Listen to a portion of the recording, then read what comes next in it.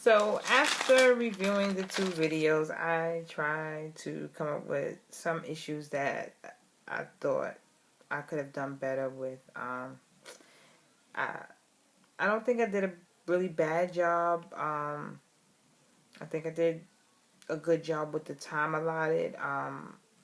Doing this activity, I got to realize just how hard it is to teach in all of the to teach a theory and all of the time needed and to to explain. I'm sitting in class sometimes. I think, okay, we can got it. Is the theory got it? Okay, finish. Move on to the next. But when I'm actually putting together this video and kind of working through explaining the theory, I was way over each time, so it was kind of hard for me to try to really pull out the important factors of the theory in such a short time. I think I did express on more than enough times throughout the video, that the teaching video, that it's on the client. It's not on the social worker. Let the client have the leadership and let them kind of, we're just trying to motivate them, be a cheerleader to them, let them see their strengths. I think that I could have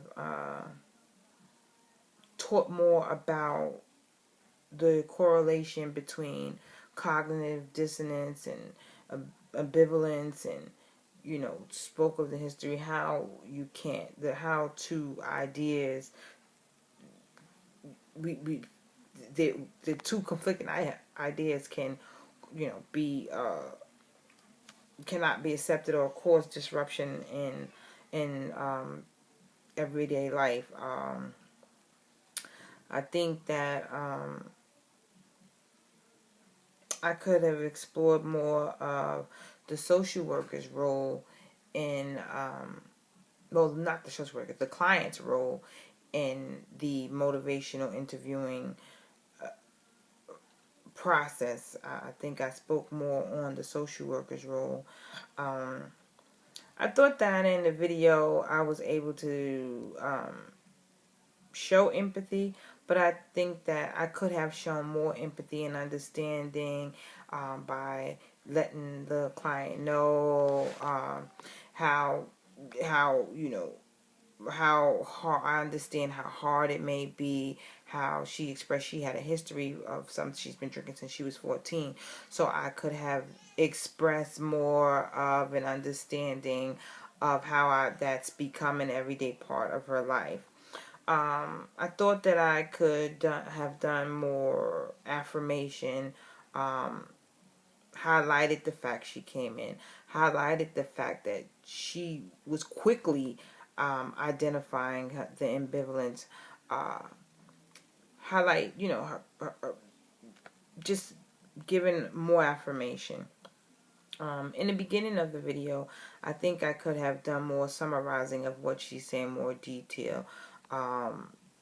Because she did, like I said, she said she was drinking since she was 14.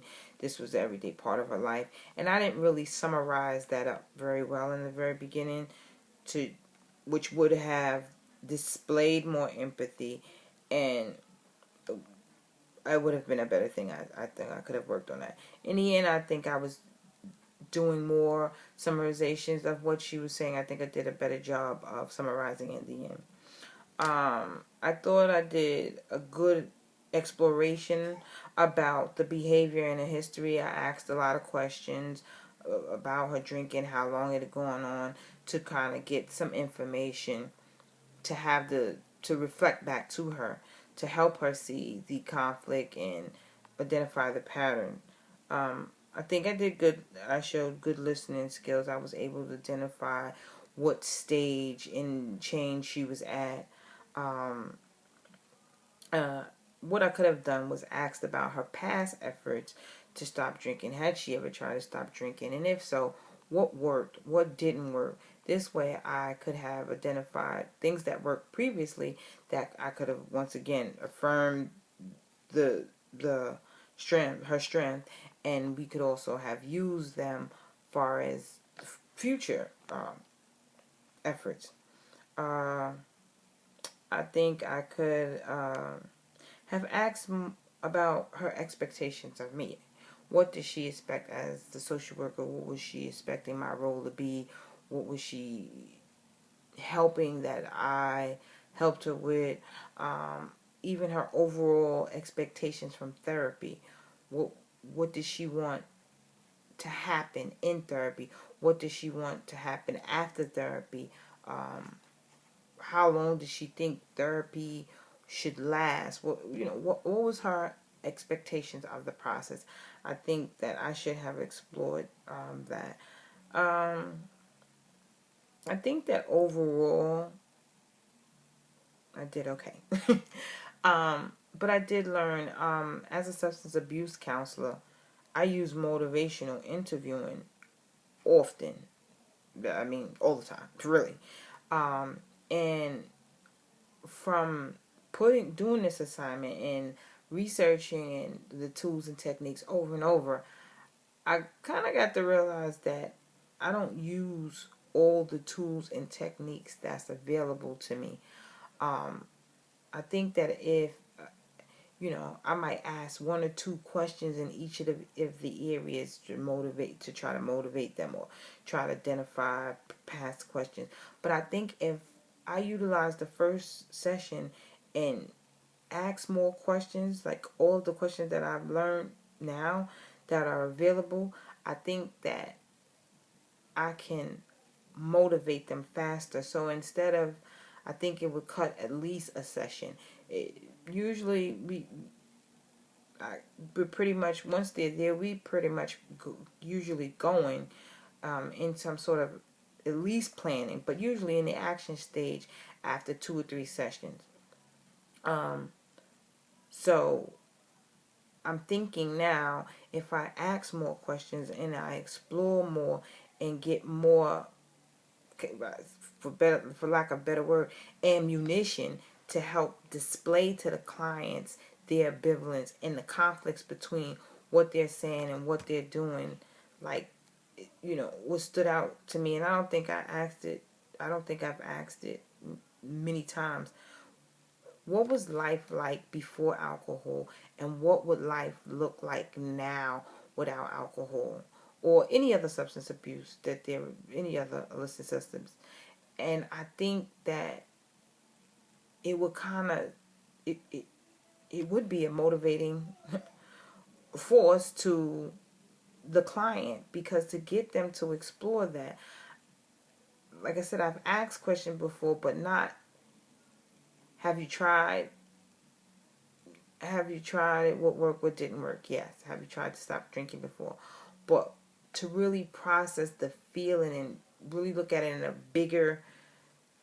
in more ways than one, I think I've learned a lot. I think at this point, it was a great assignment for me. It definitely has increased my knowledge.